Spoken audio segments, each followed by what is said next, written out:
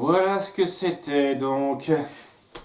Alors, je vais avoir pas mal de choses à dire sur ce film. Avant de commencer, j'aimerais faire quelques petits points autour déjà des mondes de Ralph. J'apprécie énormément ce film. Je le considère comme un de mes films Disney Animation Studios préférés. Vraiment, j'ai adoré le message autour de Ralph. J'ai adoré sa relation d'amitié avec Vanellope. J'ai trouvé que c'était très fort, très attachant. Et la façon dont le méchant a été géré, j'ai trouvé ça assez brillant. Vraiment. J'ai adoré beaucoup de choses dans ce film. Et je vais dire un truc, l'idée de faire une suite autour des mondes de Ralph n'est pas mauvaise. On a le monde du jeu vidéo qui est très vaste, et on peut créer de nouvelles problématiques très intéressantes. Mais déjà, le problème, c'est que ça va pas vraiment se concentrer là-dessus. On va en parler quand on y viendra, mais ouais, la première fois que j'ai entendu parler d'une suite au monde de Ralph, je me suis dit, cool, vraiment, ça peut promettre pas mal de choses. Mais il y a eu pas mal de retours, pas mal de petites choses qui ont fait que ça s'est vite estompé, cette espèce de petite excitation que j'avais. Déjà, c'est un truc que j'essaye le plus possible de faire maintenant quand un nouveau film qui m'intéresse va sortir. J'évite le plus possible de regarder les bandes annonces, les teasers, etc. parce que j'ai vraiment envie de découvrir ces films avec des yeux neufs, des yeux qui découvrent vraiment quasiment tout. Et c'est ce que j'ai essayé de faire avec le monde de Ralph 2, ça n'a pas beaucoup marché, hein, mais c'est un truc qui marche des fois dans certains cas. Récemment, quand je suis allé voir le retour de Mary Poppins, je savais juste que c'était une suite à Mary Poppins, je savais rien d'autre. Au moment où je suis entré dans la salle, je savais rien d'autre à part le fait que c'était une suite à Mary Poppins et qu'Emily Blunt jouait le rôle. Mais c'est tout. Je savais rien d'autre. Pour Ralph 2.0, et j'ai malheureusement pas pu jouir de ce petit truc-là pour diverses raisons. Un autre truc qui a fait que j'ai pas pu y aller en mode totale découverte, c'est le titre. Le titre original qui dit Ralph Breaks the Internet, ce qui montre bien qu'on va avoir donc Ralph et Vanellope qui vont aller sur le net, le monde du net. Donc déjà, ça a dévoilé ça. On savait déjà que ça allait arriver. Il y a aussi certains trucs qui n'ont pas aidé à la découverte de la chose et qui m'ont pas forcément mis dans le meilleur des états d'esprit pour aller voir ce film. C'est le fait que il est sorti à l'origine aux États-Unis en décembre, alors qu'il faut attendre le 13 février pour le voir chez nous. Un film Disney, les gars. C'est quoi votre putain de délire ? Vous jugiez qu'il y avait trop de films qui sortaient durant la période des fêtes, vous vouliez garder ça pour plus tard, j'ai pas saisi là. C'est peut-être François-Xavier de Maison qui était pas disponible avant, j'en sais rien, je sais pas. Quand même, quoi, un tel décalage entre la sortie d'origine et la sortie française, c'est pas rare non plus, ça arrive, mais pour un film Disney, ça fait longtemps que j'ai pas vu ça, ça fait longtemps. Donc ouais, ça gâchait un petit peu parce qu'il y avait déjà énormément de critiques du film américaines là-dessus, donc je les ai un peu zappées, mais j'en ai quand même vu quelques idées rapides, c'est-à-dire qui dévoilaient rien de l'histoire et qui disaient que c'était ouais, pas sensationnel. Beaucoup de critiques disaient que c'était pas sensationnel comme film, et donc ça me mettait pas forcément de la meilleure humeur. Mais je me suis quand même lancé dans la salle de ciné ce 13 février en me disant ok, ça va pas forcément être nul, ça va pas forcément être aussi mauvais que ce qu'ils se disent, je vais essayer de garder l'esprit ouvert, malgré le fait que j'aime pas trop le postulat de base d'aller sur internet, j'en parlerai, j'essaie de garder l'esprit ouvert et je pas passer un super moment, non, ça n'a pas été une expérience extraordinaire. Pas un film qui m'a grandement marqué, m'a grandement époustouflé à un quelconque niveau. C'était un film très moyen. Et c'est particulier, ça fait longtemps que Disney, surtout les studios principaux Disney, n'avaient pas sorti un film qui m'avait déplu à ce point. Et ça m'embête beaucoup parce que je vais devoir revisiter mon top 10 des pires films Disney Animation Studios. Déjà que j'ai dû le revisiter avec les Aristochats, là ça m'embête un peu, mais c'est surtout parce que je vais devoir y ajouter la suite d'un film que j'adorais et qui était dans mon top 10 des meilleurs films Disney Animation Studios. C'est déprimant ça, c'est frustrant, je vous le cache pas. C'était... qu'on tombe aussi bas. Et donc j'ai pas mal de choses à dire et je vais parler de déjà la première chose qui lance vraiment pas du bon pied, c'est toute l'intro de ce film, qui se centre donc sur Ralph et Vanellope, qui découvrent rapidement que le Wi-Fi est branché à leur salle d'arcade. Maintenant il y a le Wi-Fi, et donc ça c'est une excuse qui leur permettra d'aller sur internet. Vanellope et Ralph traînent tout le temps ensemble après avoir travaillé dans leur jeu dans la journée, et se marrent un peu de ce qui se passe. Seulement Vanellope commence à se lasser un peu de la monotonie ambiante du coin, avec toujours les mêmes jeux, toujours les mêmes courses à faire dans son monde.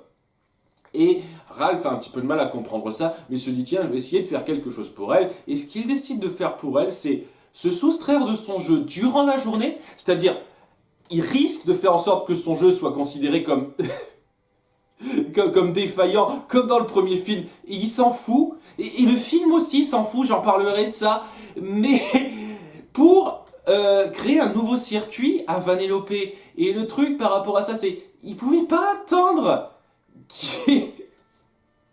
la nuit, que la journée passe pour créer de nouveaux circuits à Vanellope sur son terrain. Il pouvait pas, je sais pas, modeler d'autres endroits pour lui faire un différent circuit. Non, il faut que ça se passe maintenant, lorsqu'ils font une course, en pleine course, de façon à ce que Vanellope se dise tiens, je vais plus laisser la main au contrôleur, au joueur, pour participer à cette course tout de suite.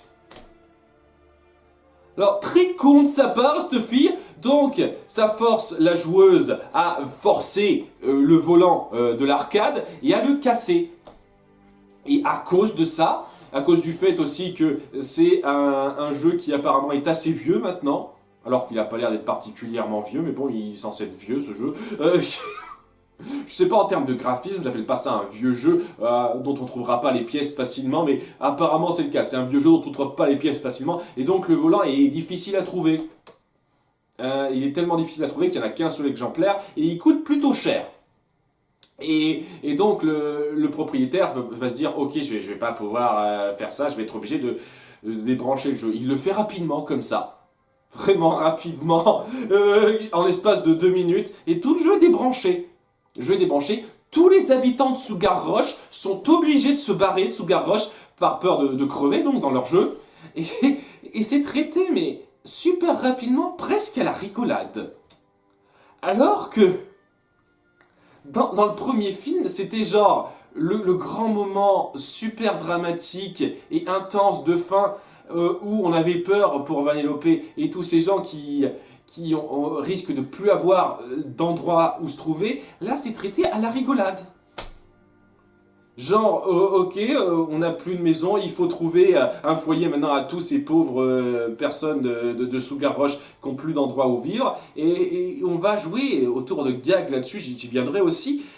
Notamment par rapport au fait que Ralph se sente à peine coupable sur le coup. Alors qu'il devrait se sentir super coupable, mais ça le dérange pas plus que ça, sur le moment. Hein. Plus tard, il se sentira coupable, mais d'une façon totalement exagérée, faite pour le gag. Et c'est saoulant, déjà c'est saoulant de montrer la problématique, être amené de façon aussi nonchalante, aussi rapide, expédiée, pour que ce soit même pas traité au sérieux. Mais ouais, c'est pas traité au sérieux. Et Vanellope se dit, ouais, même si je trouve ça monotone, ça me fait un peu chier de plus avoir d'endroit où jouer. Et au bout d'un moment, Ralph se dit, ah tiens, peut-être qu'il faudrait que je fasse quelque chose. Et maintenant qu'on a Internet, ça tombe bien, on va aller chercher un volant pour le volant de rechange sur internet, le commander à la place du type, parce que le type considère ça trop cher, il va y avoir toute une aventure par rapport à ça, et lui et Vanellope vont donc voyager sur internet pour aller retrouver le volant de leur jeu. Et je trouve ça tellement forcé et pas du tout, pas très fluide comme façon d'amener votre intrigue, comme façon d'amener vos deux héros sur Internet. Vous auriez pu faire ça de façon 1000 fois plus intéressante, 1000 fois plus prenante que ça, avec un truc similaire, mais non, vous avez fait quelque chose de forcé qui n'arrange pas les personnages. Mais j'en parlerai, ça aussi, j'ai beaucoup de trucs à parler. Donc c'est là que se lance toute l'intrigue de Ralph 2.0, où nos deux compagnons vont voyager à travers le net pour retrouver ce qu'il leur faut, sachant que au début ça a l'air de bien se passer, mais ils sont pas foutus de comprendre des trucs basiques, ils vont être pris dans certains trucs, les choses vont être amenées de façon assez alambiquée et un petit peu assez forcée pour que nos personnages évoluent à tel ou tel moment, se retrouvent à tel ou tel endroit. Le fait qu'ils comprennent pas le système d'argent par exemple au départ, je trouve ça dingue. Qui se mettent à comprendre, ah tiens, il faut payer pour avoir logé, ah merde, on n'a pas l'argent, qu'est-ce qu'on doit faire? Eh ben il faut trouver un moyen d'avoir de l'argent. Et le gros de l'intrigue, ça va être comment est-ce qu'on va trouver de l'argent en tant que personnage fictif du net pour ça. Et ouais, ils vont trouver différents moyens qui va les amener à un truc. Bon, allez, j'arrête pas de dire, j'en parle plus tard, j'en parle tout de suite. Ça va les amener à faire un petit peu ce qu'on fait sur YouTube, hein, c'est-à-dire faire des vidéos et qui font le buzz. Et grâce au nombre de likes, on va avoir un certain revenu. Et c'est ce que va faire Ralph en l'espace de 8 heures. Alors, ça fait partie des trucs qui sont complètement nazes. Je sais que sur Internet, beaucoup de choses vont vite. Je sais, je suis d'accord. Mais à un moment donné, on ne peut pas toucher 30 000 $ en l'espace de 8 heures. Parce que voilà ce qui se passe. Hein. L'objet, le volant qu'ils ont dû acheter, ils ont besoin de payer une certaine somme pour ça, une très grosse somme parce qu'ils ont été cons. Voilà, ils ont été cons, ils n'ont pas compris. Parce que, aussi, ouais, ça fonctionne sur un système d'enchères. C'est pas le premier en France, c'est un système d'enchères. Je savais pas que ça marchait comme ça, eBay, mais apparemment tous les objets marchent sur un système d'enchères, comme on le montre. Et donc, ils ont fait monter les enchères tellement haut que ça en devenait ridicule et ils devaient trouver une somme exubérante pour payer ce volant. Et donc, ils sont obligés de passer par différents coins qui les amènera au bout d'un moment à BuzzFeed. Donc enfin BuzzTube, excusez-moi, c'est pas BuzzFeed, c'est BuzzTube, une espèce de mix entre BuzzFeed et YouTube où tu crées des vidéos et au nombre de likes que t'as, tu touches une certaine somme d'argent. Et ouais, il arrive à devenir ultra populaire avec des tonnes de vidéos virales, Ralph, qui sont une espèce de pseudo-commentaires sur le genre de vidéos que les gens aiment, c'est-à-dire les vidéos de moutons, les vidéos de chats, ce genre de conneries. Et grâce à ça, il arrive à toucher 30 000 $ en moins de 8 heures. Merde. PewDiePie touche pas le tiers de ça en une journée. Faut arrêter les conneries, les gars. Faut arrêter les conneries. Sérieusement. 30 000 $ en partant de rien en une journée, mais c'est complètement pas crédible. C'est pas crédible du tout. Mais c'est comme ça. Et le truc par rapport à ça, c'est que ça va amener toute une autre dynamique autour de Vanellope qui comprendra que ce qu'il lui faut, c'est, enfin, ce qu'elle veut, c'est pas rester dans son vieil endroit sous Garrosh, malgré le fait que ça l'a peiné de voir sous Garrosh disparaître, donc un petit peu bizarre ça en termes de motivation, mais elle veut aller autre part. Ce qu'elle veut, c'est un petit peu avancer et faire quelque chose de plus palpitant que ça. J'y viendrai. Beaucoup de trucs sur lesquels je viendrai. Et ça, ce sera une espèce de dynamique entre Vanellope et Ralph qui veut pas la voir partir parce que qui est plus ou moins sa seule amie qui s'est faite, ce qui est une grosse connerie, j'y reviendrai ça aussi, et qui essaiera de faire en sorte que elle veuille pas partir. Et c'est tout en fait, c'est plus ou moins tout ce qu'il y a à voir autour de ça, et c'est pas sensationnel, c'est pas folichon, c'est pas ultra prenant en termes de scénario, parce qu'il n'y a rien d'autre par rapport à ça. Il n'y a pas de grand de grands arcs de personnages, de grands dilemmes de personnages, même si on essaye de faire croire qu'il y a du grand dilemme de personnages là-dedans, je suis désolé, c'est pas du grand dilemme de personnages, ça. Il n'y a rien de palpitant en termes d'action, même si on la force à la fin. Il n'y a rien de marquant en termes d'humour. L'humour est basique et pas particulièrement marquant. Il y a quelques petits moments qui m'ont fait un petit peu ricaner, mais rapidement. Mais globalement, c'était... Et ouais, quoi, c'était globalement très bof. C'est-à-dire que ça passait sans attirer mon attention, sans m'intéresser en fait. Les trois quarts du temps, je suivais l'histoire, histoire d'eux, quoi. C'est pas parce que c'était intéressant, parce que j'avais rien d'autre à faire. C'est là, c'est pas affreux, mais ça se regarde. C'est ça les trois quarts du temps. Parlons un petit peu de l'univers d'Internet, qui visuellement je trouve est plutôt bien foutu. C'est pas ultra original, mais c'est plutôt bien foutu. On sent la grande échelle des choses, tout ce réseau de l'information qui est plutôt bien fait, la façon dont on retranscrit par exemple Google Search, hein, la recherche sur Google avec le mec qui sait tout, sachant qu'il doit y avoir plusieurs mecs, normalement il y a plus d'un moteur de recherche, donc il devrait y avoir plusieurs mecs qui devraient s'en charger de ça, pas un seul. Le petit détail, mais il y a beaucoup de trucs qui sont un peu simplifiés quand même dans la représentation d'Internet, comme par exemple le fait que quand tu trouves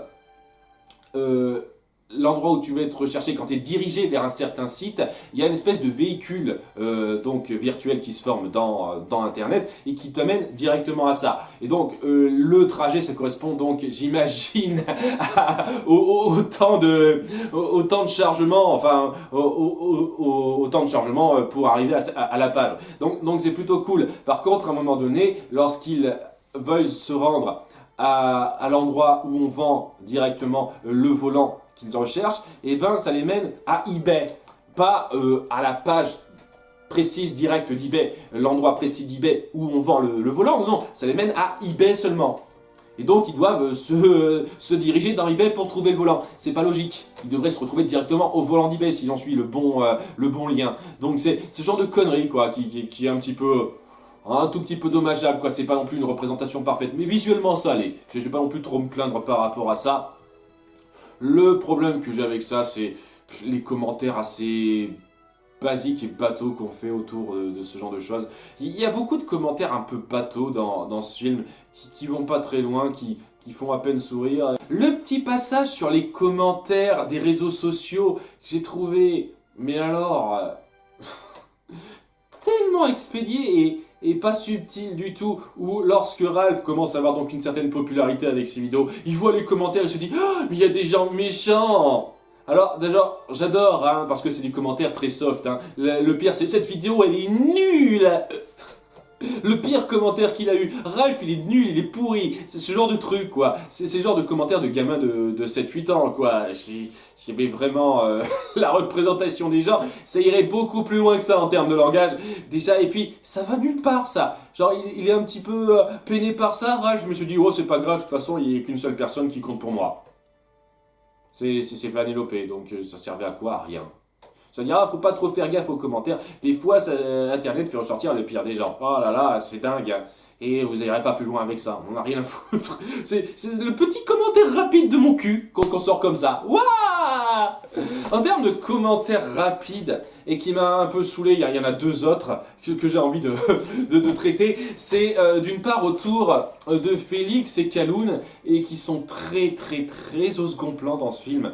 Et c'est déjà très dommage, qui doivent donc s'occuper, qui décident de s'occuper de tous les coureurs, les petits coureurs de Sugar Rush après que leur monde a été détruit, et ils se rendent compte que c'est pas simple de s'occuper comme ça de gamins. Et ce truc-là, qui aurait pu être intéressant, on montrait Calhoun et Félix, je sais pas, apprendre à être des parents ou quoi que ce soit, passer la trappe, on les revoit plus du tout durant tout le film, et à la fin on montre, on a appris à comprendre comment il fallait s'occuper d'enfants, mais on va pas dire comment, c'est une blague, c'est pas censé être un commentaire sur le fait que c'est pas forcément simple d'élever des enfants, Tout ça pour reléguer totalement ces deux personnages au second plan parce qu'on n'avait aucune idée de quoi en faire en fait, hein. Ils n'avaient aucune incidence dans l'intrigue principale, absolument aucune.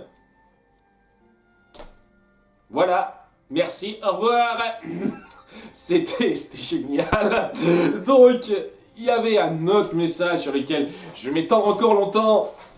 C'est donc ce que j'ai vu dans le trailer que j'étais obligé de voir, même si j'ai pas vu le trailer parce que tout le monde en parlait. C'est le fait que lorsque Ralph se retrouve dans cette espèce de vague de vidéos à liker pour avoir du fric, il y a Vanellope qui décide d'aider un petit peu en allant faire sa pub à lui, en faisant des espèces de spam. Allez voir cette vidéo, allez voir cette vidéo. Hein, donc à nouveau, c'est plutôt intelligemment représenté, je trouve pas ça mauvais. Elle se retrouve amenée sur un site Disney. Et donc on a énormément de personnages qui apparaissent des sites Disney en règle générale, et on aura toute une scène entre elle et les princesses de la gamme des princesses Disney. Et quand j'ai vu ça, je me suis dit ah c'est dommage qu'on me dévoile ça, parce que ça aurait été cool à découvrir par surprise.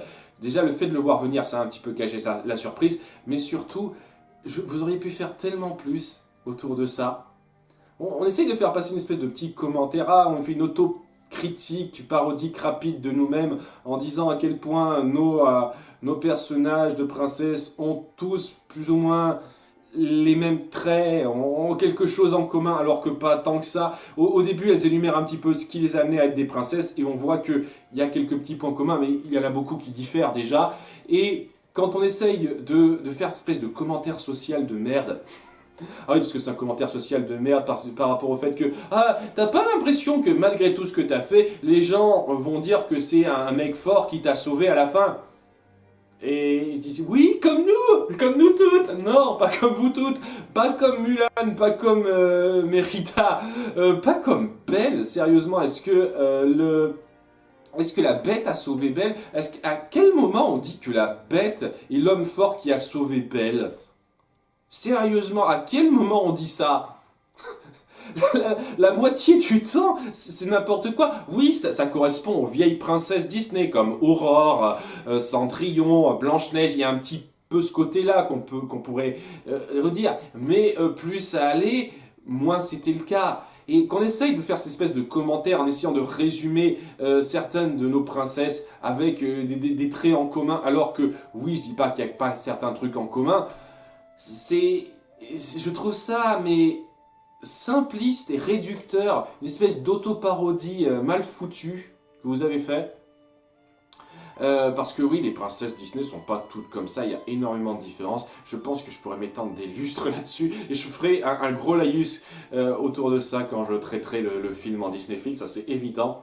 Après, je vais pas dire non plus que c'était un passage affreux ou quoi que ce soit. Je vais même dire qu'en termes de comédie, c'est un des trucs les plus drôles, parce qu'on a bien conscience que ce sont un peu des caricatures de ces princesses-là, qui sont définies par un peu l'image qu'elles renvoient sur le net. Donc c'est pas exactement nos princesses Disney qui sont reprises à l'identique. Et donc par rapport à ça, on arrive à créer quelques trucs un petit peu marrants, notamment par rapport au fait... Alors là, la chanson de découverte de soi, où les filles ramènent ça à, est-ce que t'as déjà regardé ton reflet dans l'eau? Et sur le coup, moi, sur le principe, j'avais pas remarqué, mais ouais, c'est vrai qu'il y a quand même beaucoup de moments dans les films Disney où il y a la fille, là, il y a notre princesse qui se regarde dans l'eau et qui se dit, ah ouais, c'est là qu'il faut que je chante sur moi. Après, ça dépend des moments. Hein. Cendrillon, quand elle dit chante, Rossignol chante, j'appelle pas ça une chanson de découverte de soi. C'est un cas un peu à part. Mais c'était quand même assez marrant. Il y a pas mal de petits moments un peu marrants là-dessus qui passent très correctement. Hein. C'est pas non plus sensationnel par vous faire pisser de rire, mais c'était assez correct à ce niveau-là. Le truc, c'est que ouais, c'est frustrant. Je trouve ça frustrant. Vous avez la possibilité de réunir toutes les princesses Disney. Et vous en faites ce petit gag caricatural qui est majoritairement plus drôle qu'autre chose, mais qui représente pas super bien vos princesses, je trouve, et qui va pas très loin, vraiment, va vraiment pas très loin. Alors que, sincèrement, quand on se penche là-dessus, j'adorerais voir un film centré là-dessus, en fait. Vous me virez Ralph et Vanellope, vous faites un film centré sur les princesses Disney sur Internet. La gamme des princesses Disney sur Internet, donc cette espèce de version assez consciente de l'image qu'elles renvoient, de l'image qu'elles représentent, tout en ayant conscience de la personnalité qu'elles ont dans leur film. Donc, ce côté-là, et vous faites une intrigue autour d'elles. Ça aurait pu faire une espèce de crossover super fort, super dingue autour de ça, qui aurait pu se prendre à moitié au sérieux, à moitié pas au sérieux, apporter pas mal de moments d'humour sympa, et se pencher en détail sur ce qui fait qu'elles marchent, qu'elles apportent quelque chose. Qu'est-ce qu'elles ont apporté? C'est pas forcément juste là pour être des outils marketing pour vendre. Je sais que ça l'est pour Disney, mais par rapport à leur film, par rapport à ce qu'elles ont apporté aux gens, c'est un peu plus que ça. Vous auriez pu aller beaucoup plus loin dans cette caricature, dans cette représentation de vos princesses Disney, ce qui fait que c'est très frustrant ce passage pour moi. Et oui, on a quelques petits commentaires sur certains clichés autour des princesses Disney qui sont pas aussi fréquents que ce film veut nous le faire croire. Mais oh, on fait de l'autoparodie, regardez, on est trop osé dans notre film. Je trouve pas ça très poussé. Voilà, très sincèrement. C'est une scène qui aurait pu être beaucoup plus marquante en soi. Et vu que c'est comme ça que sont dépeintes nos princesses, avec cette personnalité très caricaturale, pas particulièrement envie d'en voir plus sur elles, malheureusement.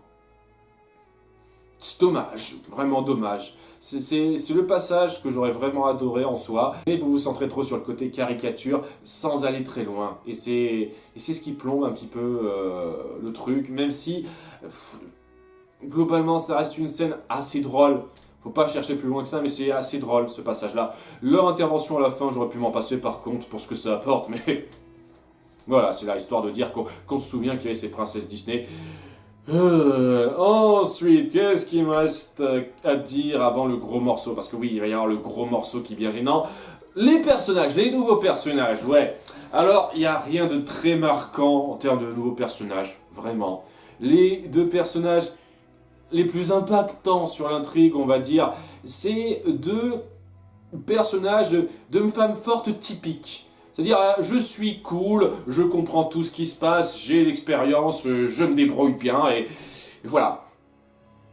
Et c'est pas des mauvais personnages, ils passent correctement, mais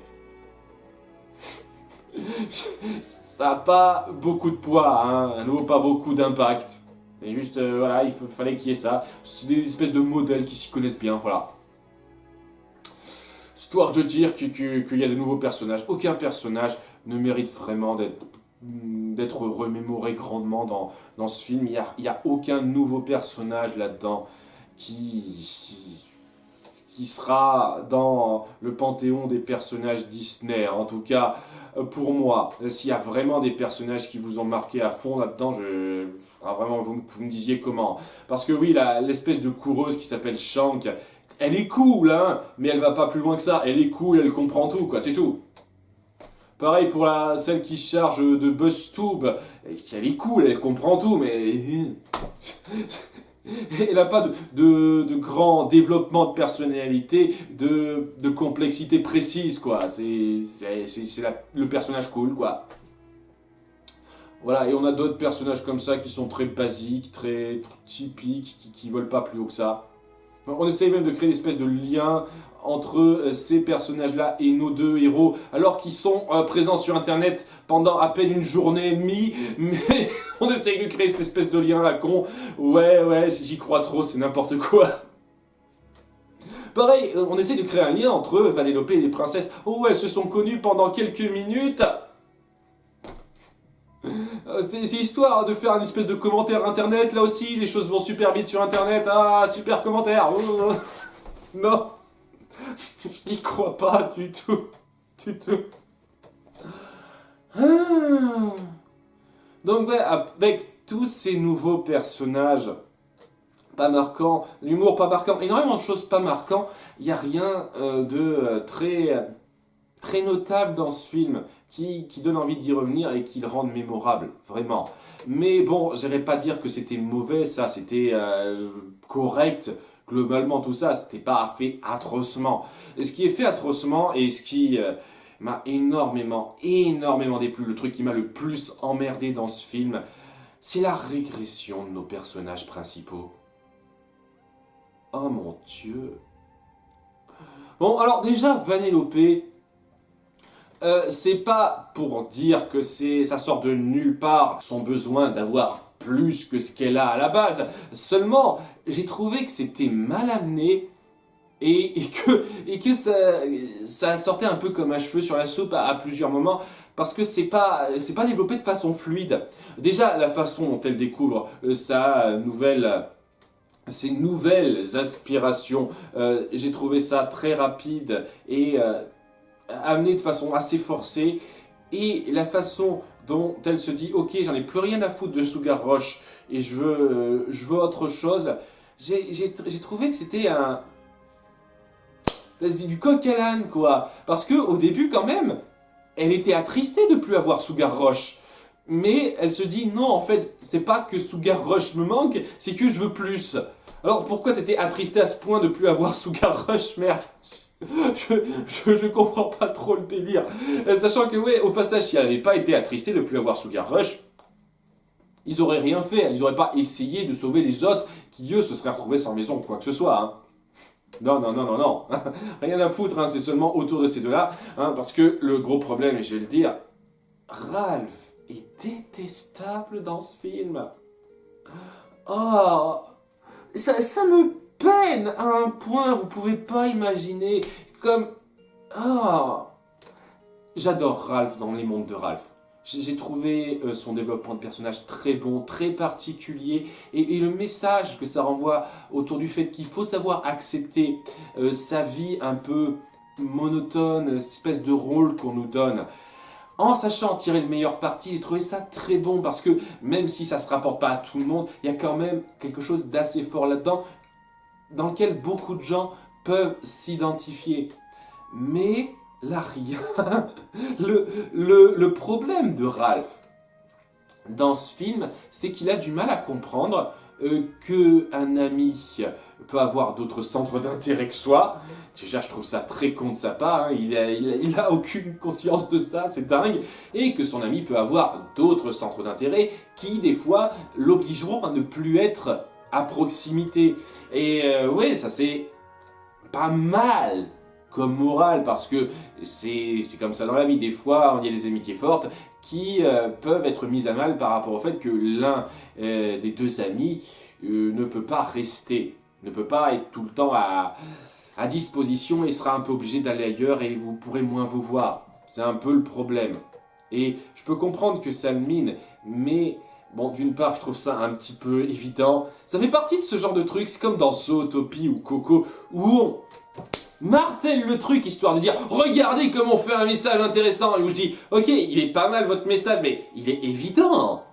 Oui, dans Zootopie, la discrimination, c'est pas une bonne chose, je le sais.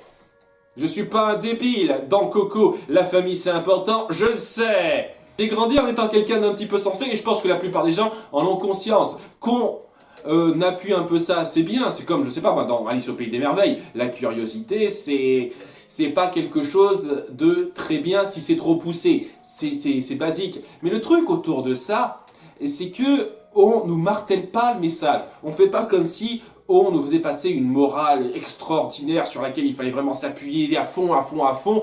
Non, on nous montre ça de façon assez subtile. On fait un petit moment un peu fort autour de ça, mais la conclusion se joue pas autour de ça.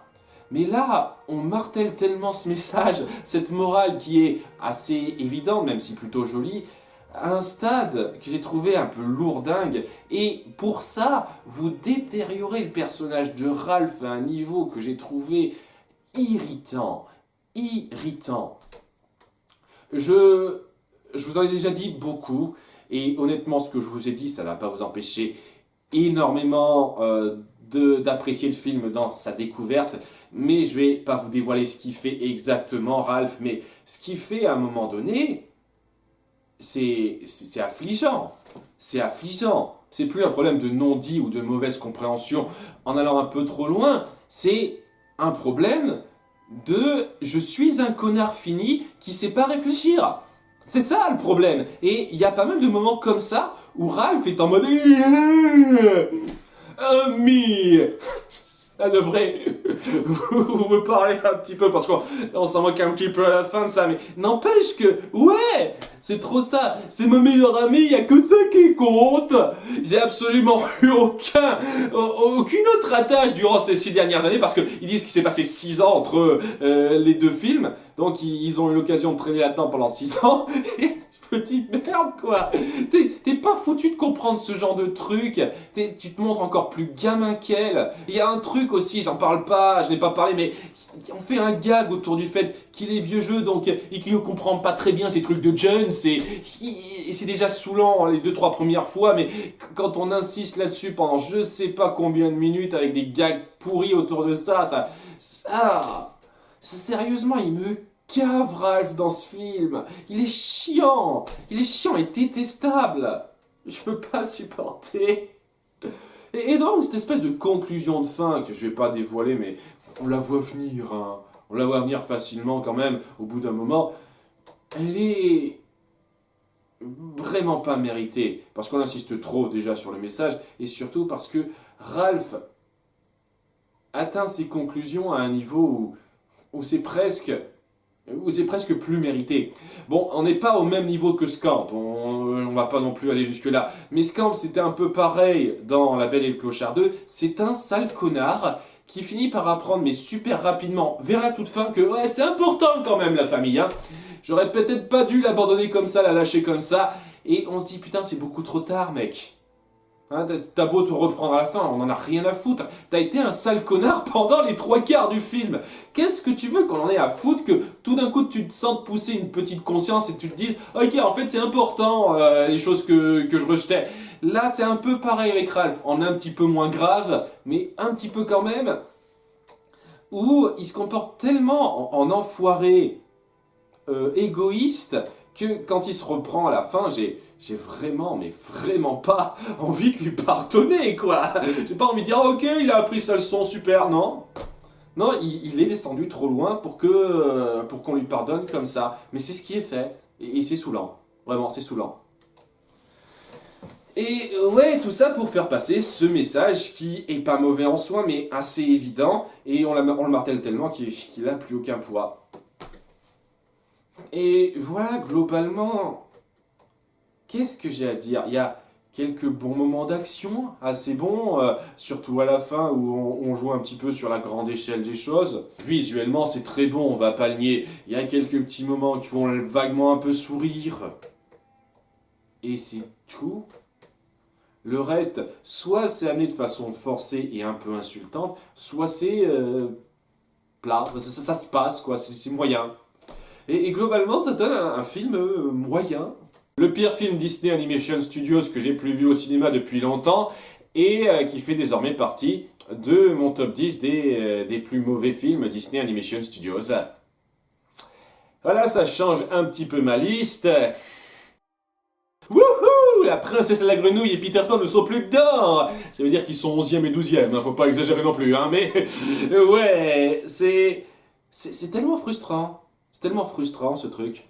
Je pense même pas que si j'avais découvert ça, mais complètement en totale découverte, sans rien savoir, que j'aurais davantage apprécié la chose, parce que vraiment, ça joue très peu sur les surprises ou les choses à découvrir. Une fois qu'on comprend que ça se passe sur Internet, ben, la plupart des choses, on les voit un peu venir.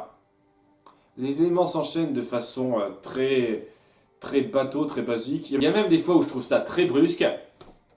C'est... Voilà, c'est ça là, le résumé du film pour moi. Je vous conseille pas particulièrement d'aller le voir, hein. Vraiment. Sauf si vraiment ce qui vous intéresse plus c'est le visuel, ou si vous êtes intéressé par la culture internet, vous avez vraiment quelque chose, un intérêt particulier envers la culture internet et ce qu'il y a dedans, ça vous parlera peut-être. Moi personnellement pas plus que ça, donc la plupart des références internet, comme je sais pas un moment Twitter ou d'autres petites choses, j'ai pas non plus trouvé ça ultra palpitant, parce que voilà j'en ai un peu rien à foutre de Twitter, etc. Mais voilà, si vous êtes un peu pris dans la culture internet, tout ce qu'on peut trouver sur internet, traité de façon tout publique, hein, c'est clair et net. Vous attendez pas à ce qu'on traite quelque chose de façon un tant soit peu osée là-dedans. Ça pourrait vous intéresser un peu, mais globalement, si Internet vous intéresse un peu comme moi, c'est-à-dire que c'est une plateforme intéressante pour faire passer certaines choses, mais vous n'êtes pas non plus à fond dedans, ça vous intéressera pas plus que ça. Et ouais, je vois difficilement comment on peut vraiment être pris dans cette histoire. Grandement, je veux dire. Je veux dire, on peut apprécier le message, mais les exagérations qui sont faites autour de ce message, je trouve ça vraiment, vraiment grossier en fait. Et j'ai du mal à voir comment on pourrait trouver ce film super. Hein. Vraiment. Enfin bon, n'hésitez pas à me le dire en commentaire si c'est votre cas, hein, à dire pourquoi vous le trouvez super. Moi personnellement, c'était moyen. Un bon 10 sur 20 comme c'est parti, et je sens que ça va être un sujet de choix à traiter lors de futurs Disney Films, ça c'est sûr. A bientôt pour de nouvelles vidéos, au revoir.